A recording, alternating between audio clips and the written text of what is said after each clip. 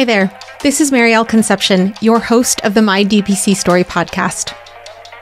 Have you or someone you care about ever been burned by the U.S. healthcare system? If so, you are listening to the right video, because if you are listening, chances are the answer is yes. But the U.S. spends so much on healthcare. Why are so many Americans affected personally and especially financially by the healthcare system? Shouldn't that mean we have better healthcare access and treatment options? Shouldn't it be easy for us to be able to see our doctor when we need to instead of turning to the ER or urgent care? Historically, it's been seemingly impossible to answer these questions. But now that is changing through the direct primary care movement. This video that you have tuned into will bring you into the world of direct primary care and show you how physicians all over the country are changing the way they practice so patients from all backgrounds get the high quality care they need and deserve, which makes for both happy patients and physicians. Learn even more by subscribing to the My DPC Story YouTube channel. Find us on all major podcast platforms. Find us on socials at My DPC Story and at mydpcstory.com. There you can find resources including how to find a DPC doctor near you, conferences about DPC, DPC startup guides and advice, a store with DPC swag, and even a mapper showing where podcast guests are practicing. Thanks for tuning in to hear about this powerful movement. Now, on to the episode.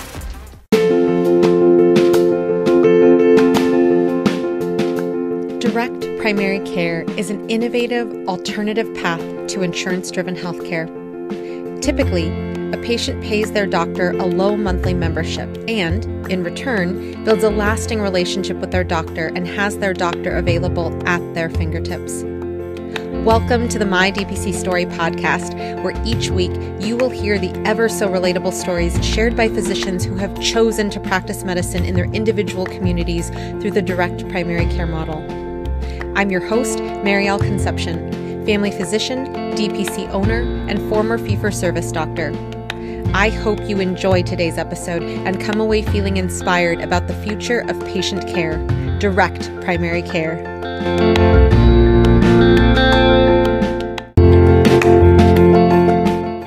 DPC, for me, is freedom for each physician to find their own optimal version of independent health practice. I am Dr. Marga Zaraga of Genera Health Direct, and this is my DPC story.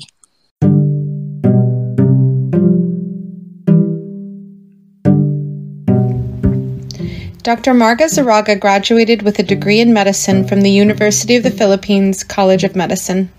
She took her residency in family medicine at the Brooklyn Hospital Center in New York City, and after living in Illinois and New York, she settled in Massachusetts.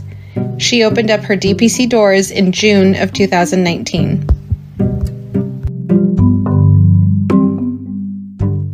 Welcome, Dr. Zaraga. Thank you so much for having me. You started your DPC while also working at a nursing home where you were unfortunately exposed to COVID. And that is a big fear that a lot of us have given the nature of our job during this pandemic, especially if you are in solo practice. You have said to others since your experience to use this pandemic to our advantage and frame it in a way that can make or break you.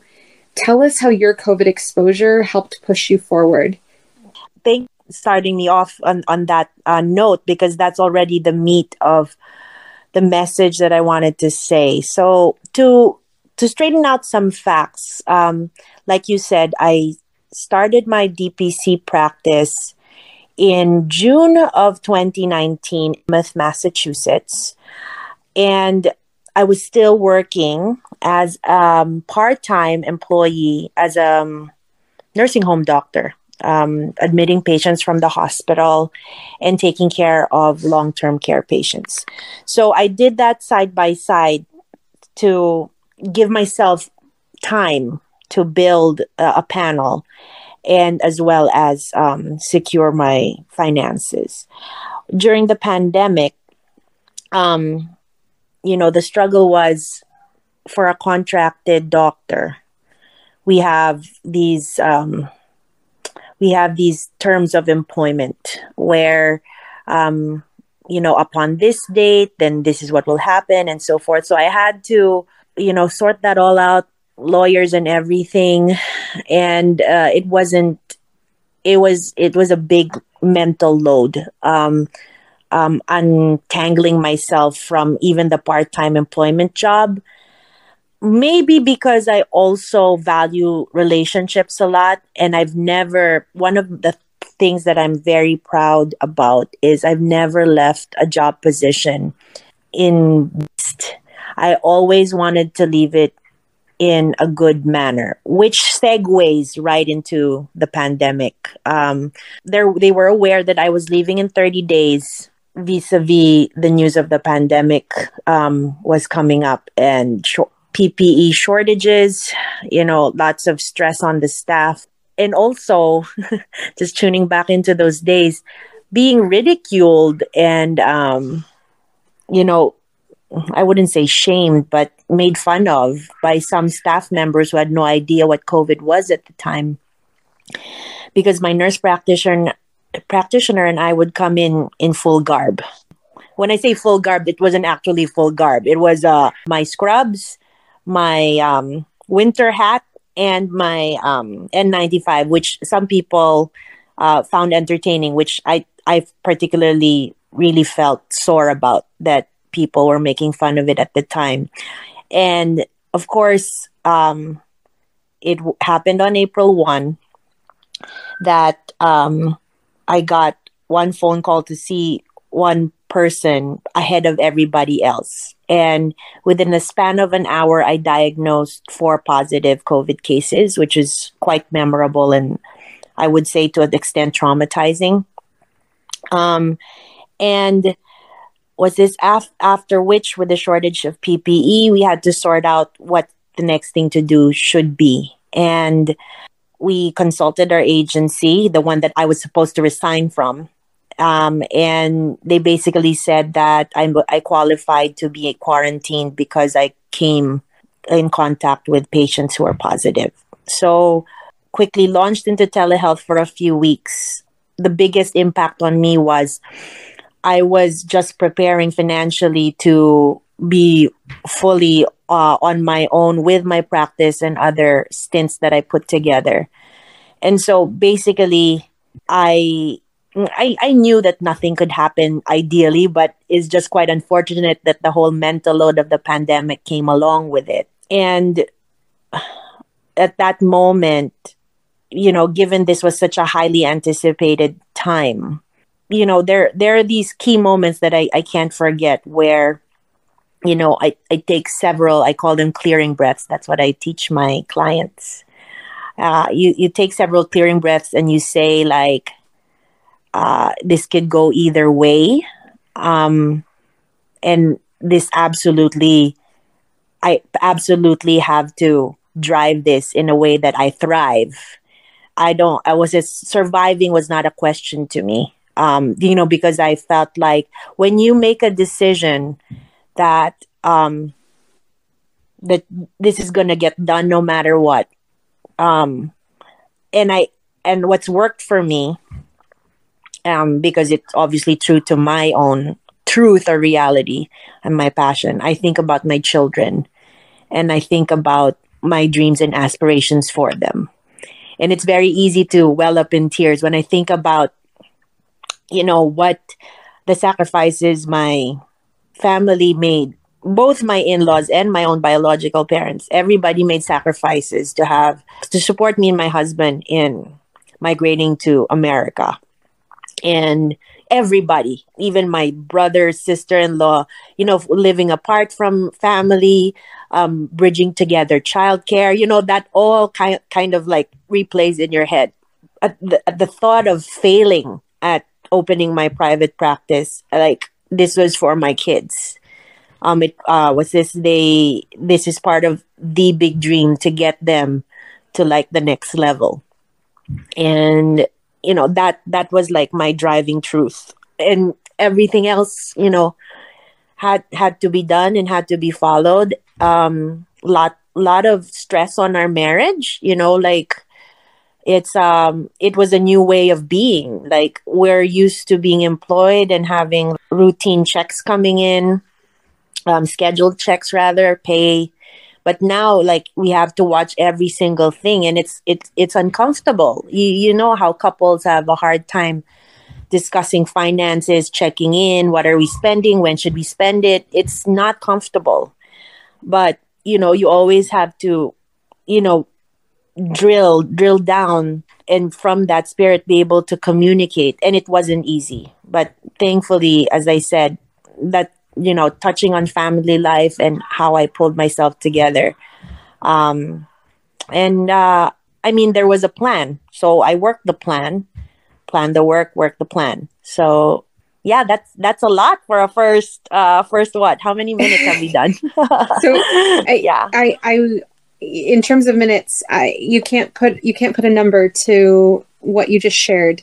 I think that, the quote that I'm going to pull from what you just said, surviving was not a question for me. That is something where you've put into a succinct sentence how a lot of us feel these days when it comes to the unknown of this pandemic, when it comes to protecting ourselves and our families. The idea of we have to survive, we have to make it through this is paramount to how we all act. And that's, you have come from a place where out of even a portion that was painful when people were making fun of you for wearing PPE and protecting yourself, you have moved beyond that and have shifted your focus to what truly matters to you and your family. I applaud you for that. It's not an easy experience, what you described, but you have continued to be successful despite that. One of the things that you have become impassioned with is incorporating personal coaching and wellness. Can you tell us about how you incorporate wellness into your practice? Yes. Thank you for all of that. I first wanted to respond to how you said, thriving no matter what, thriving in adversity. That resonates a lot with me on a daily basis. I attended all these self-improvement classes over the span of the last 2 years when I started practice. And one of the recent ones, the speaker quoted like a wealthy gentleman in his anecdotes about having your success independent of whatever else is going around or going on. And that captured my imagination and represented my motivation that if other people can do this, I want to be able to operate on that vibe where, because I'm centered and because of my belief system that I've wired in, whatever's in my environment, whoever that may be or whatever that may be, pandemic or not, there is a source that you can plug into that will have you operate in a way that is not dependent on anything else but your value system. So that's I wanted to just elaborate more on that point that helps me on a day-to-day basis, which is a nice segue to how did I come from employed position to private practice, direct primary care model, and now exploring wellness in what I call a guidance and coaching practice. So initially, when we launched the direct primary care, when I was part-time direct primary care, part-time employed, I involved, I would say, a board. I created a Genera board of non-physicians, 2 friends who had strong marketing and business background, advertising, and my husband, who is an expert in operations. So we still are the board of Genera Health Direct. And when people ask me about it, why did you do that? I felt that involving a team would accelerate the journey of Genera. I was also very passionate about creating something that could expand. I didn't see myself operating as a solo forever. I felt my ideas and passion for really authentic and meaningful healthcare. I wanted to template that and scale it. So I felt this group that we formed, this Genera Health Direct Board, would take us to that. And I can't say how grateful I am to them for sticking it out with me on this journey as the founder. That said, so since we were a team, we part of the Genera experience is a health roadmap. And in the health roadmap, we have a graphic that divides the discussion between proactive medicine and reactive medicine. And I've used that to educate prospective patients about all these other things that can be done to advance your wellness outside of treating the already evident problems of chronic illness or even risk factors such as overweight. I'm talking about things like, what does it really mean to live a high quality life when you're beyond 80 years old? I'm talking about paying attention to sex life and how that plays into longevity. So the most in the blue zones in our planet, where they've seen people live beyond 100, those people have follow particular diets that are plant-based. They're active all day, and they have a healthy sex life, which is good for both bio, psycho, social, all parts of us.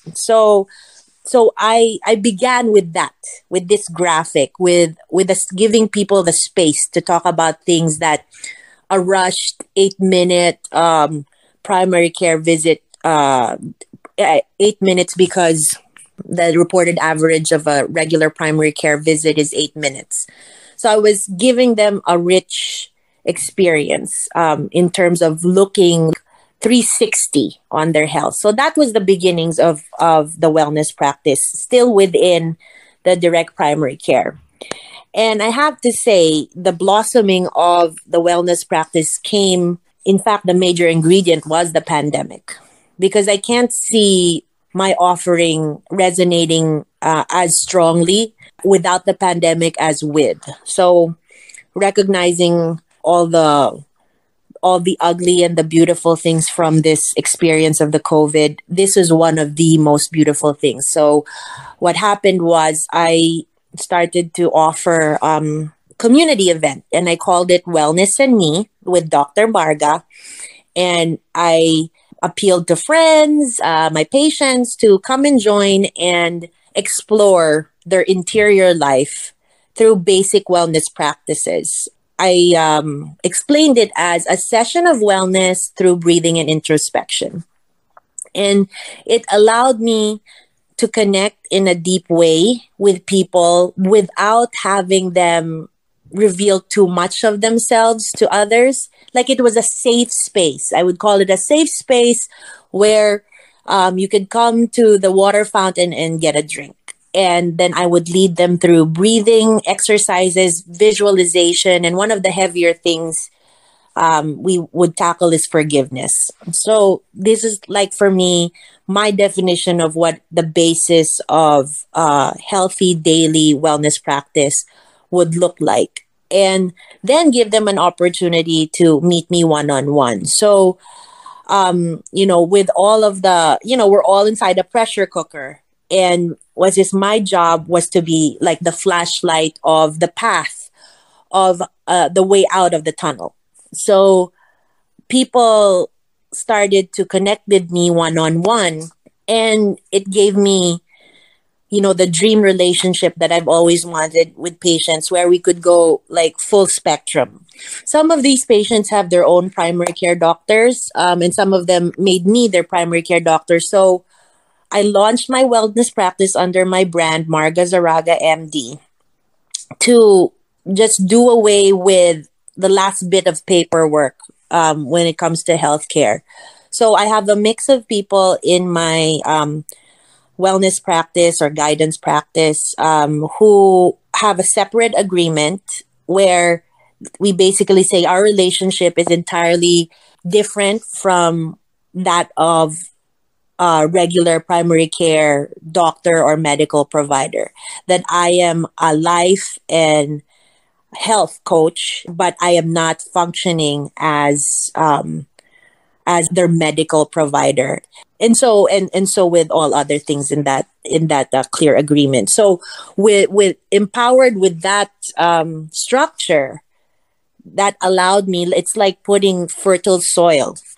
I offer one-on-one sessions, full hour. People choose how often they want to see me, and we create roadmaps together. And as again, I am so gifted that I have such very expressive patients who've shown very clearly how the work that we do together impacts them. And when I say work that we do together, it's because it definitely is work.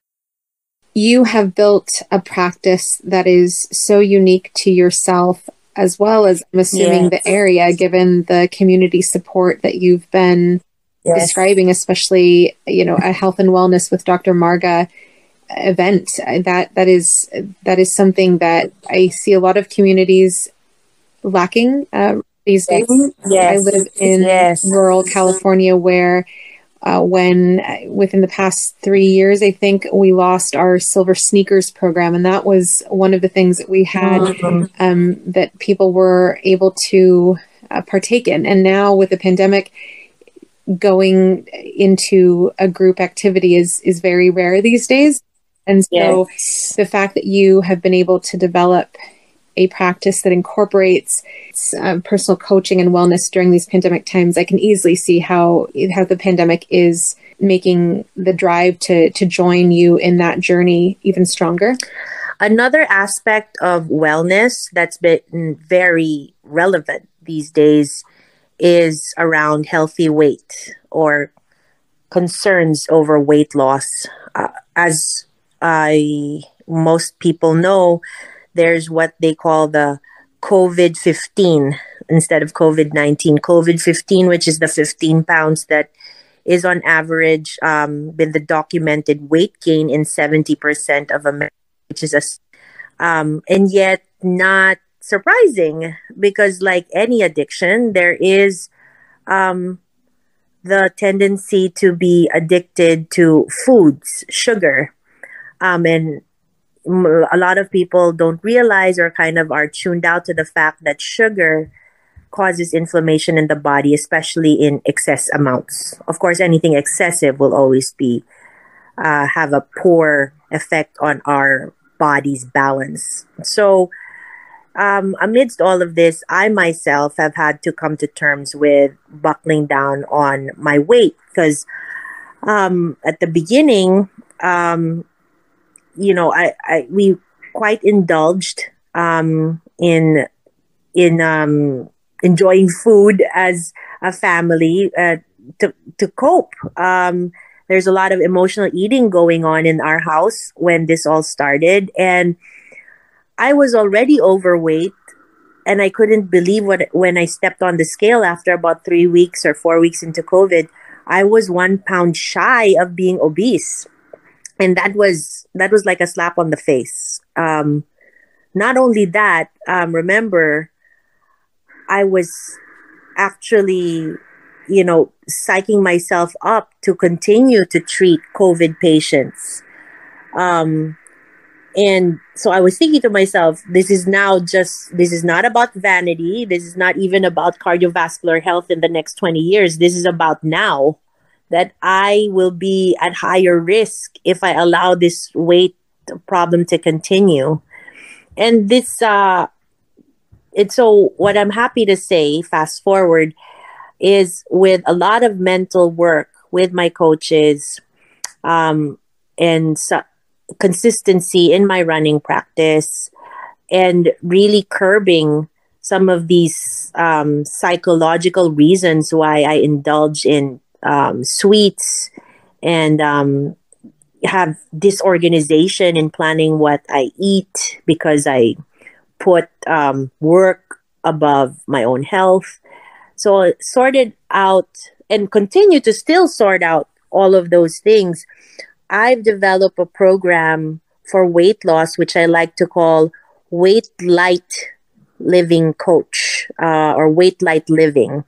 coaching program where I show innovative and strategic ways around weight loss that involves no dieting and no like tiring exercises. It's all around the things that we already know, except it's approached in the most effective way. So using myself as an example is like the best thing, and is the most effective thing really. And so I have patients losing weight, maintaining weight, and curbing the trend of weight gain that this pandemic has brought.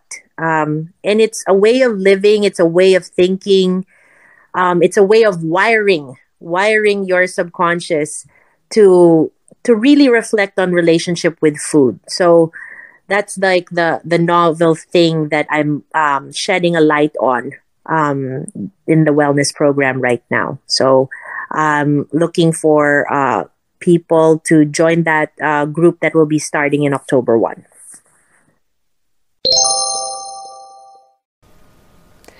I have become a huge fan of podcasts. Ever since Sarah Koenig hosted the first season of Serial, I was hooked. Now, creating this podcast has become part of my daily life. While it is an exciting new hobby, I also see it as a privilege that I get to interview so many DPC and direct care doctors. If you are interested in starting a podcast, let me tell you a little bit about Anchor. First of all, it's free. There are creation tools that allow you to record and edit your podcast right from your phone or computer. Anchor will distribute your podcast for you so it can be heard on Spotify, Apple Podcasts, and many more. You can make money from your podcast as well with no minimum listenership. It's basically everything you need to make a podcast all in one place. Download the free Anchor app or go to anchor.fm to get started. When I hear about DPC docs developing their own unique practices, one of the things that I think about is how do you manage your time, especially knowing that you have a husband, you have 2 boys. How do you work your time so it works out for you to be able to see your patients, take care of the people who you are doing personal coaching and wellness with, and your family? To address the question on time management, I've actually taken on a very conscious effort with the help of coaches. So I like to share that because it's to reinforce that I practice what I preach. Because people come to me for guidance, I want them to know that people guide me too. And I have one specific person. She's my business coach, Jenny Reyes. And she knew what was important to me, what drives me. So she also knew that I needed somebody to arrange all of these priorities appropriately.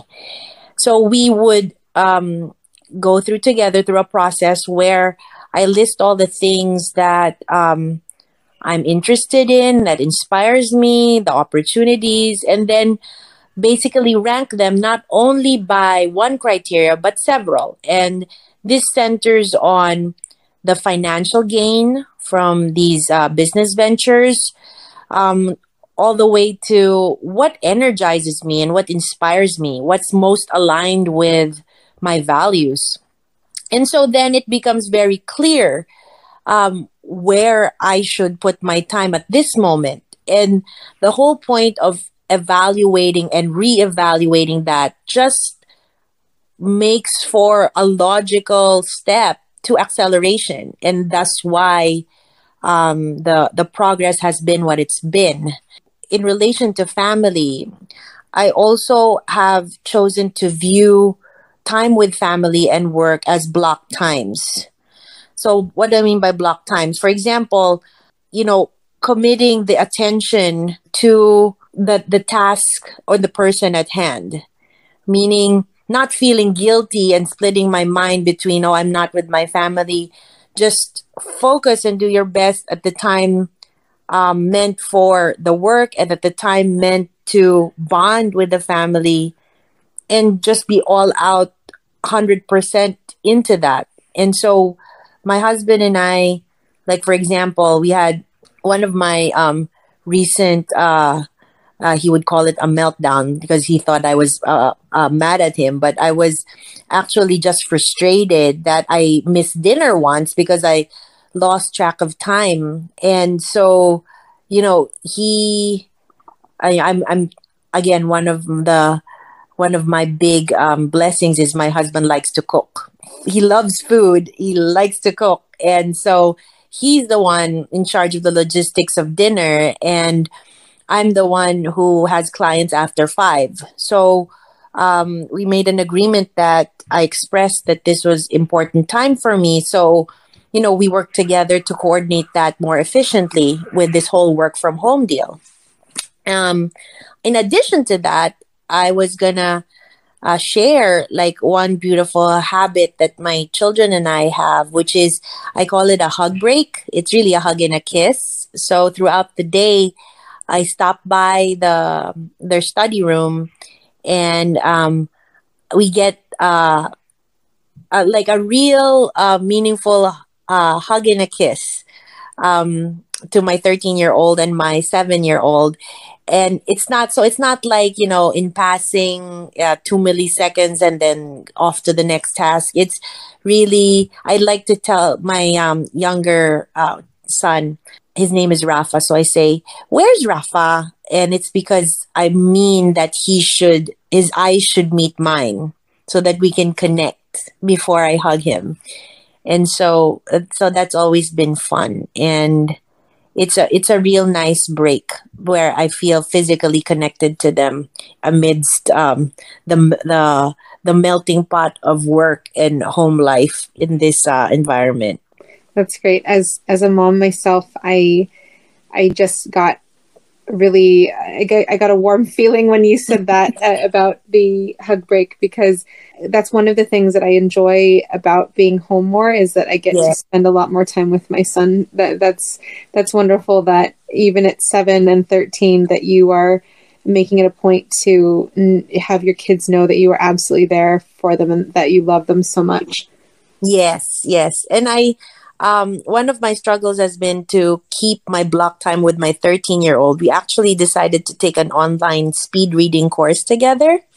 So again, very, very work from home pandemic, online, do it with your kids. So, we have to evolve, and we have to, rather than keep on reacting like this is not what I'm used to. The reality is, and I say this to my patients, the reality is change is always happening, and our subconscious doesn't like change. But, we have to take charge of our subconscious and say, you're doing this. I'm the boss. You follow me. Just a wellness bit there. So I want to shift now to your physical location. When you opened your doors, you initially had 2 locations, both in Plymouth and Needham, Massachusetts. Yes. And since the pandemic, you have focused on your practice in Needham and closed your doors in Plymouth. Can you tell us about that experience? Yes. So this is very private practice, real estate question, and it's very pertinent. I signed a lease for what was it? 6 rooms in Plymouth in 2019, and the DPC Practice recruitment was slow going at that time, and it was a huge expense, and we were not in the green in that situation. So the Needham practice came about because there were patients who drove all the way to Plymouth who would appreciate a closer location. So my chiropractor, opened his doors to me and basically shared his office for his downtimes. He would have a perfect Wednesday where he wasn't working there.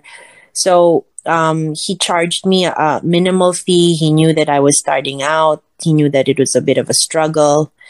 So that was, I guess my luck. I like to tell people what I'm up to so they know, he didn't know that I opened practice just like that. He actually was part of encouraging me because he himself was in private practice for years. So as his patient, he would share those stories with me. Questions about him changing billers and whatnot. So it was a really nice, close relationship with my chiropractor that when in my time of need, he, you never know what relationship will come through for you. So I was very grateful for him for giving me that second location because it made so many days of my job easier when it came to a particular subset who took advantage of having that location. So pandemic hit and I took out a business loan to basically make this practice possible for me. And pandemic hit. I didn't tell you this before, but we were actually entertaining converting that 6-room unit to a work share space. So an agency was supposed to come up, and I guess what I'm trying to share with you is this spirit of you keep looking for solutions to minimize your overhead. And the pandemic hit, so that conversation was, shelved.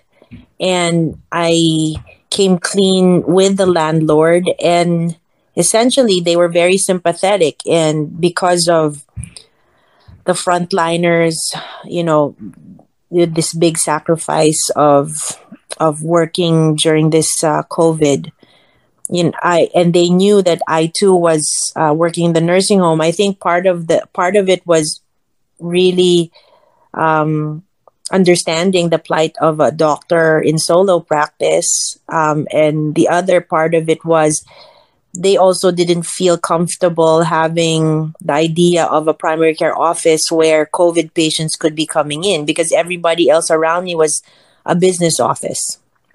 So it became a mutual agreement to suspend the lease earlier than it was. And that was a huge blessing for me. So we closed the Plymouth office. And, right now I'm, of course, things are changing month to month. But there's really been no demand for live, or it's not enough to sustain taking on a new lease elsewhere.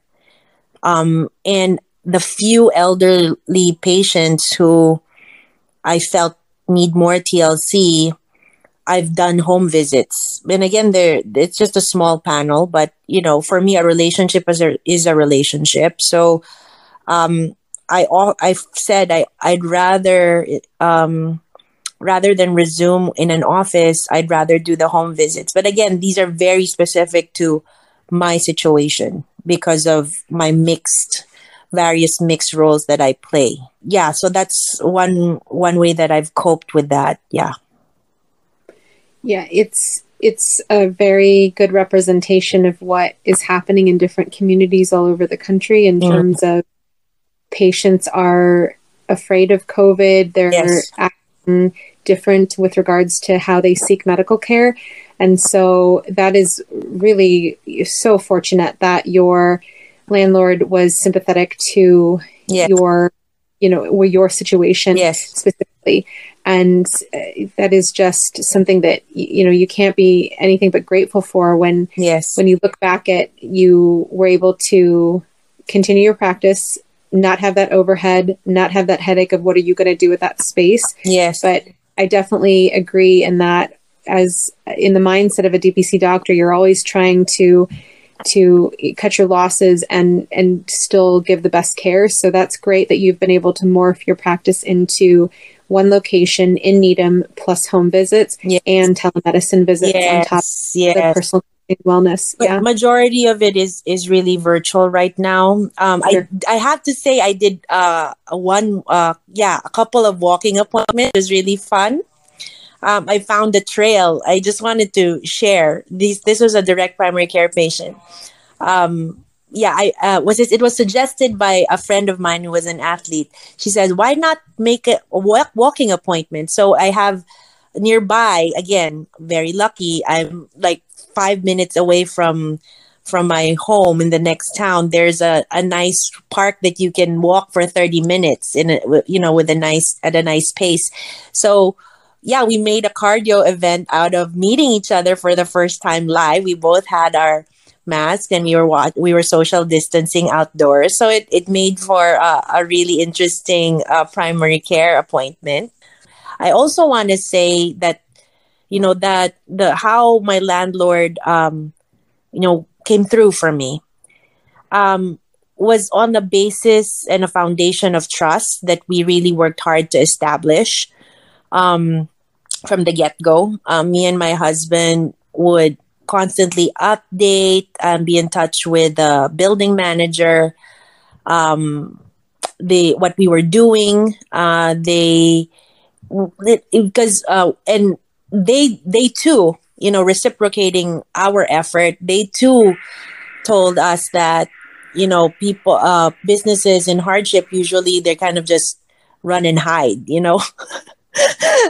and that's, it's all about integrity and relationship in business. And, I'm happy to say that when I received what I gave in this situation. So that worked for me. I love that was your experience with your landlord.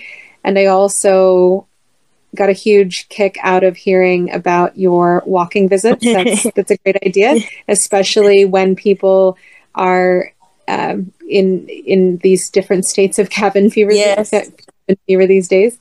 Yes. Marga, I want to ask you some rapid fire questions. Yes. First question is, do you have any tech or tools that you use and love in your practice? One of my favorites is Spruce. So that's a secure communication platform where I can communicate anything from simple messages, pictures, files, lab results, direct to my patient's phone through the app of Spruce. It also allows me to schedule messages that promote wellness or have them stay engaged with me as a primary care doctor. So we time all of we call it a Monday check-in, so 9 a.m. or at least a weekly check-in. We send out messages of different wellness content, anything from hydration to longevity and exercise. So those are one of the cool things on Spruce. I can also have a chat with my staff specifically about a patient, because there's a team-based window and there's the patient-based window. So if I so me and my staff have a code. If I type the word response, they have a way of flagging that where they are the ones running after the patient to respond to a particular question. Like they went out of state and they need a lab done. I need to know whether they actually went for it so that we could watch for the results. So I love how I've set up protocols. Like if I type response, you know what to do. Like I don't have to say, please ask the patient to... So that means the assistant will read what the conversation is, and then I have type response, and then it's flagged for them too. So there's a way of flagging a task for a staff member, and there's a nice little bullet that says if it's done or not done. I've also have a habit with my staff of typing the letter C, like to confirm that they saw the task, but it's not yet done. So these are just kind of like the things that make things flow really quickly. Yeah. Jumping from how you use Spruce, do you have any resources that you recommend to others? Yes. As I said, I work with virtual assistants, and I'm a big fan of guiding other business owners in how to best maximize the relationship with a virtual assistant. I've been networking with a lot of entrepreneurs. So when I find someone who is willing to explore a relationship with a virtual assistant. My husband's agency, Nova North Vista, has a team of virtual assistants who are highly capable professionals. I chose to work with professionals based in the Philippines because of personal relationship, and it's only served me well. We were able to find tools to secure information and thus be able to create this team of work from home personnel. And I started with one, and I'm happy to say now I have two virtual assistants. And on the personal side, the ones that ended up working with me, they're both moms with kids. And so, that's a bond right there. You always have to find some inspiration, and I'm just very pleased that I can support families right now in the Philippines, at least in this small way of sustaining my relationship with them. And they have, they have helped me immensely. And by building that relationship, I would assume it's a long-term relationship for both you and the moms who are your virtual assistants. Yes, the second one just joined us during the pandemic. Maybe she's only on month 2. And but the first one has worked with me. Like she and I couldn't believe it. It's like we've been working for 2 years together. It's like, whoa, So very happy about that. What do you tell people who are right at the point of jumping into the DPC world but might need one last push? You have to plan, but also give a deadline yourself for the planning. You have to start the doing. For me, the last key portions of the plan was to come up with, backup savings for the times of a financial gap from waiting for patients to come in. If you have that in place, is one.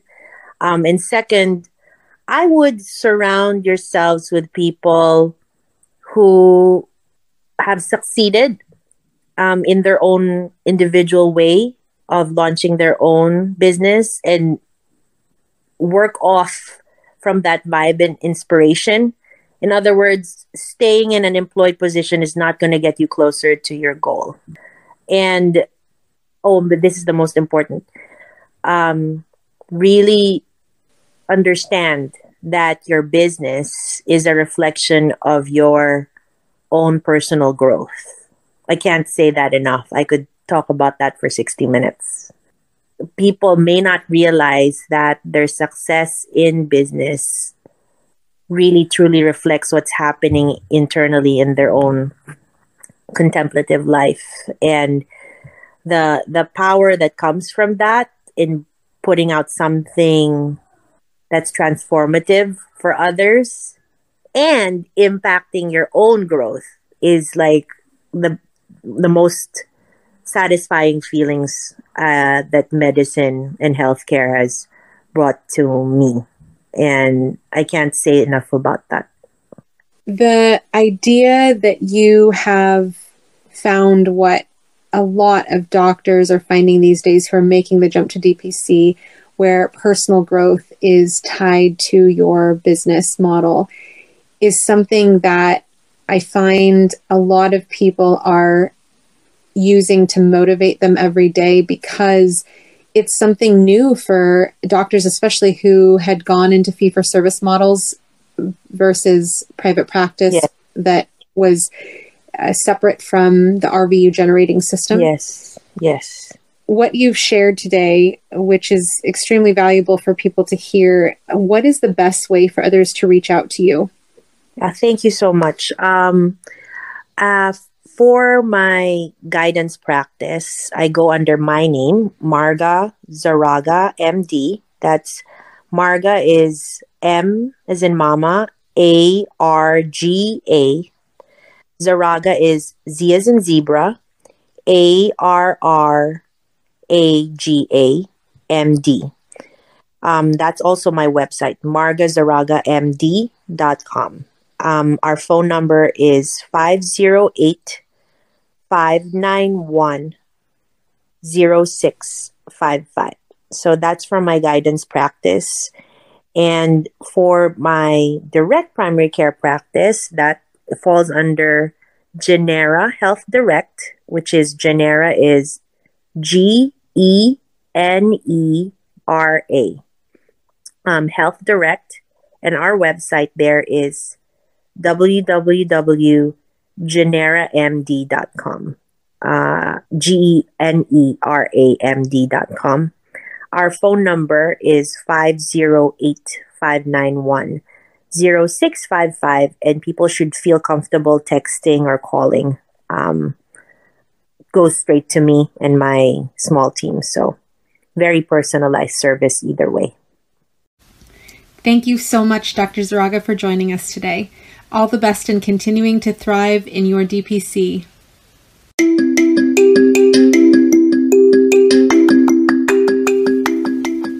Next week, look forward to hearing from husband and wife team Drs. Jake and Christina Much of Defiant DPC in Williamsburg, Virginia. Until then, this is Marielle Concepcion.